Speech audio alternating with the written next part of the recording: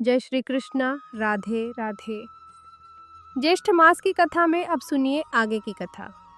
आज के अध्याय में आप प्रस्थान करेंगे श्री कृष्ण सांब संवाद और भगवान सूर्य नारायण की पूजन विधि के बारे में।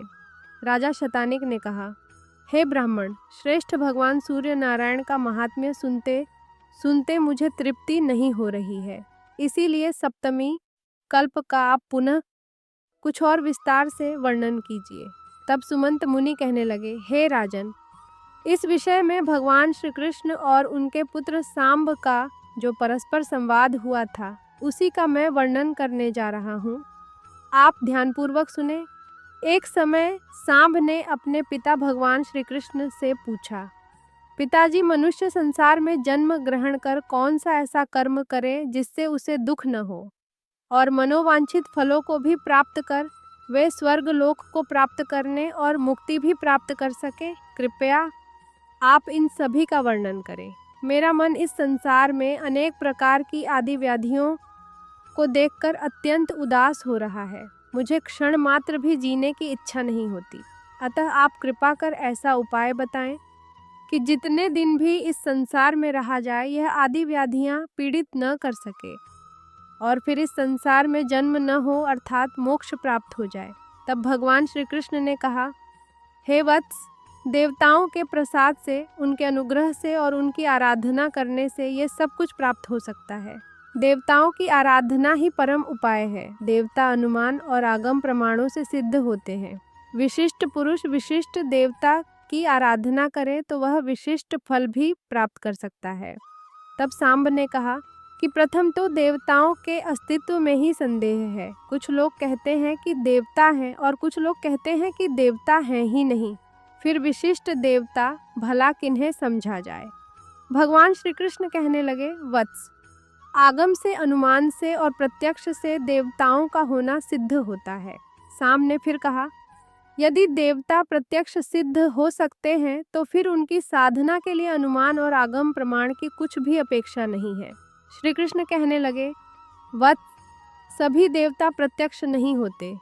शास्त्र और अनुमान से ही हजारों देवताओं का होना सिद्ध माना गया है। सांब ने फिर से कहा, पिताजी, फिर जो देवता प्रत्यक्ष और विशिष्ट और अभीष्ट फलों को देने वाले हैं, पहले आप उन्हीं का वर्णन कीजिए। अनंतर शास्त्र तथा अनुमान से सिद्ध होने वाले देवताओं का वर्णन करें। श्री कृष्ण कहने लगे, प्रत्यक्ष देवता तो संसार के नेत्र स्वरूप भगवान सूर्य नारायण ही हैं।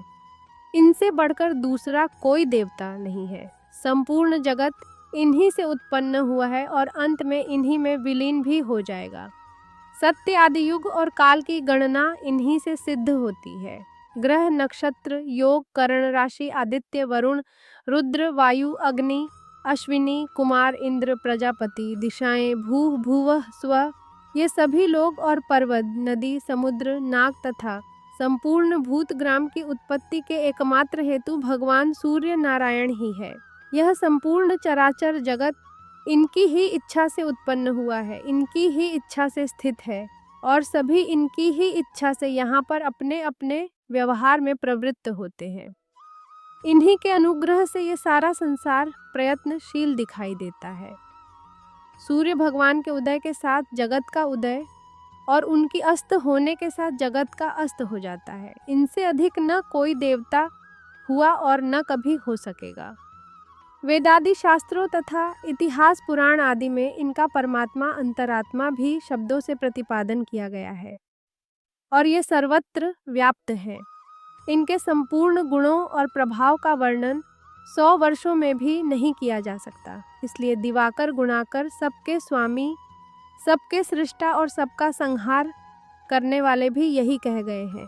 जिस स्वयं अव्यय हैं, जो पुरुष सूर्य मंडल की रचना कर प्रातः मध्यमान और स्वयं उनकी पूजा कर ऊपर स्थान करता है, वह परम गति को प्राप्त करता है। फिर जो प्रत्यक्ष सूर्य नारायण का भक्ति पूर्वक पूजन करता है, उसके लिए कौन सा पदार्थ दुर्लभ है? और जो अपनी अंतरात्मा में ही मंडल अस्त भगवान सूर्य को अपनी बुद्धि द्वारा निश्चित कर लेता हो तथा ऐसा समझ कर के ध्यान पूर्वक पूजन हवन और जप करता है, वह सभी कामनाओं को प्राप्त कर लेता है और अंत में इनके लोक को प्राप्त होता है। इसलिए हे पुत्र, यदि तुम इस संसार में सुख चाहते हो और भक्ति तथा मुक्ति की इच्छा रखते हो तो विधि पूर्वक प्रत्यक्ष देवता भगवान सूर्य की तन्मयता से आराधना करो। इससे तुम्हें आध्यात्मिक, आधिदैविक और आधिभौतिक कोई भी दुख प्राप्त नहीं होंगे। जो सूर्य भगवान की शरण में जाते हैं उनको किसी प्रकार का भय नहीं होता। उन्हें इस लोक तथा परलोक में शाश्वत सुख भी प्राप्त होता है। स्वयं मैंने भगवान सूर्य की बहुत काल तक यथाविधि आराधना की है। उन्हीं की कृपा से मुझे यह दिव्य ज्ञान प्राप्त हुआ है। इससे बढ़कर मनुष्यों के हित का कोई और उपाय है ही नहीं। इसके बाद श्री सूर्य नारायण के नित्यानंद का विधान बताते हुए भगवान श्री कृष्ण कहते हैं, हे साम, अब मैं तुम्हें सूर्य नारायण की पूजा का विधान बताता हूँ, जिसके करने से संपूर्ण पाप और विघ्न नष्ट हो जाते हैं और सभी मनोरथ सिद्धि होते हैं। पुण्य की प्राप्ति होती है। प्रातःकाल उठकर शौच आदि से निवृत्त होकर नदी के तट पर जाकर आचमन करना चाहिए। फिर सूर्योदय के समय मिट्टी का शरीर पर लेपन अर्थात मिट्टी का शरीर पर लेपन कर स्नान करें। पुनः आचमन कर शुद्ध वस्त्र धारण करें और शताक्षर मंत्र अर्थात खखोल काय स्वाहा यह सूर्य भगवान को अर्घ्य दें। फिर हृदय में मंत्र का ध्यान करें और सूर्य मंदिर में जाकर सूर्य देव की पूजा करें। सर्वप्रथम श्रद्धा पूर्वक पूरक, रेचक और कुंभक नामक प्राणायाम कर वायवी और आग्नेयी, महेंद्री और वारुणी धारणा करके बुद्धि शुद्धि की रीति से शरीर का शोषण, दहन, स्तंभन और प्राप्त करके अपने शरीर की शुद्धि कर लें। फिर अपने शुद्ध हृदय में भगवान सूर्य की भावना कर उन्हें प्रणाम करें। स्थूल सूक्ष्म शरीर तथा इंद्रियों को अपने अपने स्थानों में उपन्यस्त करें।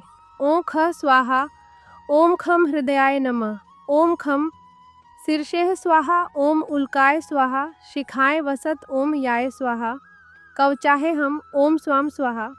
इन मंत्रों से अंगन्यास कर पूजन सामग्री का मूल मंत्र से अभिमंत्रित जल द्वारा प्रोक्षण करें। फिर सुगंध आदि पुष्पादि उपचारों से सूर्य भगवान का पूजन करें। सूर्य नारायण की पूजा दिन के समय सूर्य मूर्ति में और रात्रि के समय अग्रिम में करनी चाहिए। प्रभात काल में पूर्वाभिमुख अर्थात पूर्व की ओर मुँह करके, सायंकाल में पश्चिम की ओर मुँह करके और रात्रि में उत्तर की ओर मुँह करके पूजन करने का विधान है। खकोल काय स्वाहा इस शताक्षर मूल मंत्र से सूर्य मंडल के बीच षड्दल कमल का ध्यान कर उसके मध्य में सहज किरणों से दीप्यमान भगवान सूर्य नारायण की मूर्ति का ध्यान करें। फिर रक्त, चंदन, कबीर आदि रक्त, पुष्प, धूप, दीप, अनेक प्रकार के नैवेद्य, वस्त्राभूषण आदि उपचारों से पूजा करें। अथवा रक्त चंदन से ताम्र पात्र में शतदल कमल बनाकर उसके मध्य में सभी उपचारों से भगवान सूर्य नारायण का पूजन करें। 6 दलों में शतक पूजन तक उत्तर आदि दिशाओं में सोम आदि 8 ग्रहों का चयन करें और फिर अस्तु, दिग्पालों तथा उनकी आयु का भी सभी दिशाओं में पूजन करें। नाम के आगे में प्रणव लगाकर अर्थात ओम लगाकर नाम को चतुर्थी विभक्ति युक्त कर के अंत में कहें, जैसे ओम सोमाय नमः इत्यादि। इस प्रकार नाम मंत्रों से सब का पूजन करें। फिर योग मुद्रा, रवि मुद्रा, पद्म मुद्रा, महाश्वेता मुद्रा और अस्त्र मुद्रा दिखाएं। यह 5 मुद्राएं पूजा जब ध्यान अलग आदि के साथ में दिखानी चाहिए। इस प्रकार 1 वर्ष तक भक्ति पूर्वक तन्मयता के साथ भगवान सूर्य नारायण का पूजन करने से अभीष्ट मनोरथ की प्राप्ति होती है और बाद में मुक्ति भी मिल जाती है। इस विधि से पूजन करने पर रोगी रोग से मुक्त हो जाता है, धनी धन प्राप्त कर लेता है, राज्य भ्रष्ट को राज्य मिल जाता है, पुत्रहीन को पुत्र प्राप्त होता है और सूर्य नारायण का पूजन करने वाला पुरुष प्रज्ञा, मेधा तथा सभी समृद्धियों से संपन्न होता है, चिरंजीवी हो जाता है। इस विधि से पूजन करने पर कन्याओं को उत्तम वर की, कुरूपता स्त्री को उत्तम सौभाग्य की तथा विद्यार्थी को शुद्ध विद्या की प्राप्ति होती है। ऐसा सूर्य भगवान ने स्वयं अपने मुख से कहा है। इस प्रकार सूर्य भगवान का पूजन करने से धन, धान्य, संतान की प्राप्ति होती है। मनुष्य निष्काम होता है और अंत में उसे सद्गति प्राप्त होती है। राधे राधे, जय श्री कृष्णा। आज की कथा यहीं समाप्त होती है। पसंद आई हो तो वीडियो को लाइक करना और आने वाली वीडियो के लिए चैनल को सब्सक्राइब करना ना भूलें।